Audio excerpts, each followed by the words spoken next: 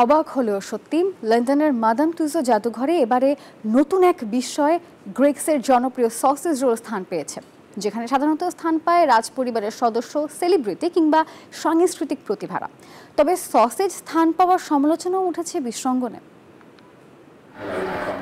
প্রথমবারের মতো কোনো খাবারকে দেওয়া হলো লন্ডনের মাদাম তুসো জাদুঘরে, যেখানে সাধারণত স্থান পায় রাজপরিবারের সদস্য, সেলিব্রিটি বা সাংস্কৃতিক প্রতিভারা। সদ্য সেলিব্রিটি হওয়া সসেজ রোলটি স্থান পেয়েছে লন্ডনের কালচার ক্যাপিটাল জোনে, যেখানে রয়েছেন ডেভিড অ্যাটেনবারা, উইলিয়াম শেক্সপিয়র এবং রেপার স্টোমজির মতো আইকনিক ব্যক্তিত্বরা। ব্যতিক্রমী এই মূর্তিটি প্রথমবারের মতো দর্শনার্থীদের সামনে এসেছে 5 June national sausage roll day উপলক্ষে।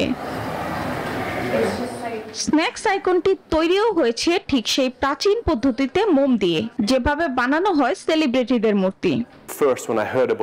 আমরা পুরো কাজটা করেছি ঐতিহ্যবাহী মাদাম তুসো স্টাইলে, যেমনটা আমরা কোনো মানুষের মূর্তি বানাতে করি। পুরো জুন মাস জুড়ে এটি প্রদর্শিত হবে মাদাম তুসোর কালচার ক্যাপিটাল জোনে, যা পরে সরিয়ে নেওয়া হবে। সামান্তা মিজান, নিউজ 24।